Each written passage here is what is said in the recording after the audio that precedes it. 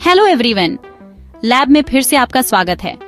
आज हम बहुत डीप जा रहे हैं, मतलब सचमुच बहुत डीप। लाइफ के सबसे बेसिक ब्लूप्रिंट में डीएनए और आरएनए। हम एक रैपिड फायर एडवेंचर पर जा रहे हैं, इन इनक्रेडिबल मॉलिक्यूल्स के बारे में कुछ सबसे इंटरेस्टिंग सवालों का एक व्हिर्लविंड टूर। इसे एक मेंटल वर्कआउट समझो, अपनी ब्रेन सेल्स को स्ट्रेच करने और उन्हें पूरी तरह से एक्टिव करने का एक तरीका। ये सिर्फ ट्रिविया सवाल नहीं है, ये फंडामेंटल कॉन्सेप्ट्स हैं। ये समझने के बिल्डिंग ब्लॉक्स हैं कि लाइफ कैसे काम करती है, सबसे छोटे बैक्टीरिया से लेकर आप तक। अब हम ऐसा क्यों कर रहे हैं? क्योंकि इन कॉन्सेप्ट्स को समझना बहुत जरूरी है। अगर आप किसी एग्जाम की तैयारी कर रहे हैं तो इसे अपना सीक्रेट वेपन मानो। ये उस तरह के हायर लेवल सवाल हैं जो बहुत फर्क डाल सकते हैं। लेकिन अगर आप कोई टेस्ट नहीं भी दे रहे हैं तो यह नॉलेज आपको एम्पावर करती है। यह आपको मॉलिक्यूलर लेवल पर अपने आसपास की दुनिया को समझने में हेल्प करती है। ये जेनेटिक्स, बीमारियों और हमारे प्लेनेट पर लाइफ की अमेजिंग डाइवर्सिटी के पीछे का साइंस है। तो अपनी थिंकिंग कैप्स पहन लो, सुनिश्चित कर लो कि वे ठीक से फिट हैं और अमेज होने के लिए तैयार हो जाओ। हम डिऑक्सीराइबोन्यूक्लिक और राइबोन्यूक्लिक एसिड की एलिगेंट, कॉम्प्लेक्स और पूरी तरह से वंडरफुल दुनिया को एक्सप्लोर करने वाले हैं। हम तेजी से आगे बढ़ेंगे, लेकिन गोल आपकी क्यूरियोसिटी को जगाना और लाइफ के साइंस के साथ एक स्ट्रॉन्गर, डीपर कनेक्शन बनाना है। क्या आप तैयार हैं? चलो शुरू करते हैं। इन बातों पर गौर करें। इसका उपयोग जीन एक्सप्रेशन एनालिसिस के लिए किया जाता है। जी-डीएनए में लेफ्ट हैंडेड हेलिक्स होता है। लगभग 10 बेस पेयर होते हैं। तो ए-डीएनए दरअसल कम ह्यूमिडिटी की कंडीशंस में पाया जाता है। सी वैल्यू शब्द का मतलब टोटल जीनियम साइज से है। बेसिकली ह्यूमन जीनियम का साइज लगभग 3.2 बिलियन बेस पेयर है। तो आरएनए में थाइमिन की जगह लेने वाला बेस यूरेसिल है। सर एलेक जेफरीज ने इस टेक्नोलॉजी को डेवलप किया था एक्चुअली। राइबोजाइम एक कैटालिटिक आरएनए मॉलिक्यूल है। तो पीसीआर के लिए सबसे जरूरी एंजाइम टैग पॉलीमरेज है। यह प्रोसेस दरअसल प्रोकैरियोट्स में एक साथ होती है।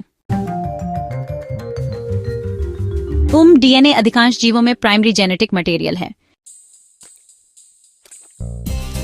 तो सबसे पहली व्यापक रूप से उपयोग की जाने वाली डीएनए सीक्वेंसिंग मेथड वह सैंगर सीक्वेंसिंग मेथड थी। वह दरअसल रिवर्स ट्रांसक्रिप्टेस है। यह कमाल का काम करता है। हम लगभग 146 base pair DNA histone octamer के चारों ओर लिपटा होता है। तो डीएनए को कॉम्पैक्ट करने की प्रक्रिया को दरअसल डीएनए पैकेजिंग कहते हैं। ह्यूमन जीनियम प्रोजेक्ट आधिकारिक तौर पर साल 1990 में शुरू हुआ था। बैक्टीरिया में आमतौर पर सिर्फ एक ओरिजिन ऑन ऑफ रेप्लिकेशन होता है।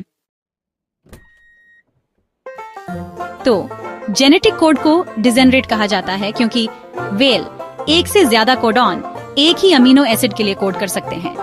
उदाहरण के लिए आप कई अलग अलग कोडॉन देख सकते हैं जो सभी, मान लीजिए, ल्यूसीन को स्पेसिफाई करते हैं। ये काफी इंटरेस्टिंग है कि इस सिस्टम में यह बिल्ट इन फ्लेक्सिबिलिटी कैसे है। ठीक है, तो जब डीएनए और आरएनए सिंथेसिस की बात आती है तो यह हमेशा 5 प्राइम से 3 प्राइम डायरेक्शन में होता है। इसका मतलब है कि नए न्यूक्लियोटाइड्स 3 प्राइम एंड में जोड़े जाते हैं। यह एक डिटेल है जो याद रखना सुपर इंपॉर्टेंट है। स्प्लिसिंग वह प्रोसेस है जो प्री एमआरएनए से नॉन कोडिंग इंट्रॉन को हटाती है। बेसिकली यह सुनिश्चित करने में मदद करती है कि अंतिम एमआरएनए के लिए केवल कोडिंग पार्ट्स या एक्सॉन ही रखे जाएं। काफी कूल है ना? तो क्या प्रोकैरियोट्स में इंट्रॉन होते हैं? नहीं, आमतौर पर प्रोकैरियोट्स में इंट्रॉन नहीं होते हैं। ठीक है, तो 2 उदाहरण सीआरएनए और मीआरएनए हैं। हम आरएनए एडिटिंग क्या है? यह आरएनए बेस सीक्वेंस में एक चेंज है। तो टोपोआइसोमेरेज का फंक्शन यह है कि यह डीएनए सुपर कॉइलिंग को रिलीव या रिमूव करता है। बेसिकली यह डीएनए को सुलझाने में मदद करता है, जिससे अन्य प्रोसेसेस के लिए काम करना आसान हो जाता है। हम ट्रांसपोसॉन को जंपिंग जीनिक्स के नाम से भी जाना जाता है। वे जीनियोम के अंदर घूम सकते हैं, जो दरअसल काफी फैसिनेटिंग है। डीएनए रेप्लिकेशन के दौरान प्राइमरी बिल्डर डीएनए पॉलीमरेज है। यह मुख्य एंजाइम है जो एक नया डीएनए स्ट्रैंड बनाने के लिए नए न्यूक्लियोटाइड्स जोड़ता है। तो माइटोकॉन्ड्रियल डीएनए आमतौर पर सर्कुलर होता है। यह काफी इंटरेस्टिंग है ना? टेलोमेरेस हम यह एंड्स को बनाए रखता है जिन्हें टेलोमेरेस कहते हैं। ये कितना कूल है कि यह उन टिप्स को प्रोटेक्ट करता है। ओह, एक स्टॉप कोडॉन अंत का संकेत देता है। यह पूरी प्रोसेस के लिए एक छोटे से स्टॉप साइन जैसा है। वह रिबोसोमल आरएनए या आरएनए होगा।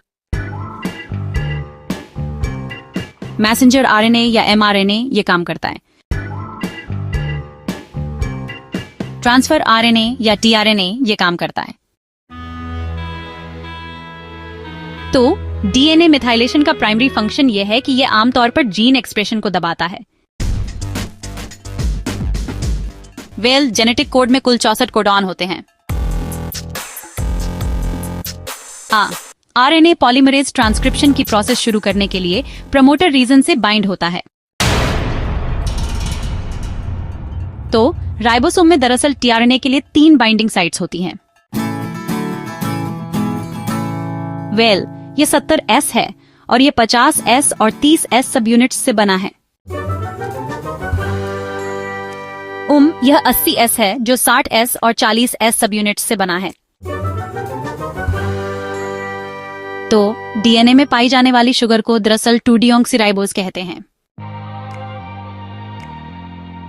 बेसिकली आरएनए का मुख्य कार्य यह है कि यह प्रोटीन सिंथेसिस में भाग लेता है।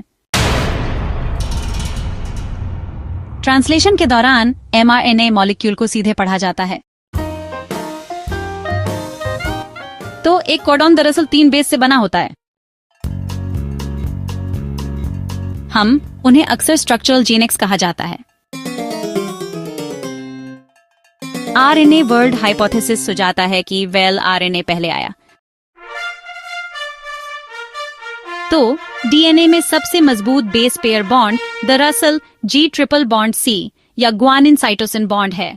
ऐसा इसलिए है क्योंकि यह 3 हाइड्रोजन बॉन्ड बनाता है, जिससे यह दूसरों से मजबूत हो जाता है। डीएनए पैकेजिंग की बेसिक यूनिट को न्यूक्लियोसोम कहा जाता है। बेसिकली यह हिस्टोन प्रोटीन के चारों ओर लिपटे डीएनए जैसा है, जो एक तरह की बीट जैसी संरचना बनाता है। तो आरएनए इंटरफेरेंस या आरएनए के लिए सेंट्रल मॉलिक्यूल को स्मॉल इंटरफेरिंग आरएनए या साइआरएनए कहते हैं। ट्रांसलेशन दरअसल साइटोप्लाज्म में होता है। ट्रांसक्रिप्शन न्यूक्लियस में होता है। और बस हमने अभी शानदार मॉलिक्यूल्स डीएनए और आरएनए के बारे में 50 फंडामेंटल फैक्ट्स और कॉन्सेप्ट्स को तेजी से कवर किया है। आपने कैसा किया? हमारी हर सेल के अंदर का यूनिवर्स ईमानदारी से अविश्वसनीय रूप से कॉम्प्लेक्स है, लेकिन इसे सवाल दर सवाल तोड़कर हम इसके पीछे की सुंदर लॉजिक को सचमुच देखना शुरू कर सकते हैं। मैं आपको इन सवालों को वापस जाकर रिव्यू करने के लिए एनकरेज करता हूँ। वीडियो को पॉज करें, आंसर्स के बारे में सोचें और उन्हें अपनी स्टडी और एक्सप्लोरेशन के लिए एक स्प्रिंगबोर्ड के रूप में उपयोग करें। ये कॉन्सेप्ट्स मॉडर्न बायोलॉजी की फाउंडेशन है। इन्हें मास्टर करने से आपको न केवल अपने एग्जाम्स में एक्सेल करने में मदद मिलेगी, बल्कि लाइफ की जटिल मशीनरी के लिए भी गहरी सराहना मिलेगी। जितना आप जानते हैं उतना ही आपको पता चलता है कि सीखने के लिए और भी बहुत कुछ है, और यही जैसे साइंस का सबसे रोमांचक हिस्सा है। यह एक जर्नी है जो कभी खत्म नहीं होती। दुनिया और आपके अंदर की दुनिया वंडर्सों से भरी है जो समझे जाने का इंतजार कर रही है। तो कृपया यहीं न रुकें, उस क्यूरियोसिटी इंजन को पूरी शक्ति से चालू रखें। अगर आपको ये रैपिड फायर सेशन हेल्पफुल लगा और इसने आपकी साइंटिफिक स्पिरिट को जगाया, तो कृपया इस वीडियो को थम्स अप देने, इसे किसी ऐसे दोस्त के साथ शेयर करने पर विचार करें जो शायद इस सीखने की जर्नी पर हो, और निश्चित रूप से चैनल को सब्सक्राइब करें। हमारे पास एक साथ एक्सप्लोर करने के लिए और भी बहुत कुछ है, सबसे छोटे कणों से लेकर ब्रह्मांड की सबसे बड़ी स्ट्रक्चरों तक। आज मेरे साथ जुड़ने के लिए धन्यवाद। क्यूरियस रहें।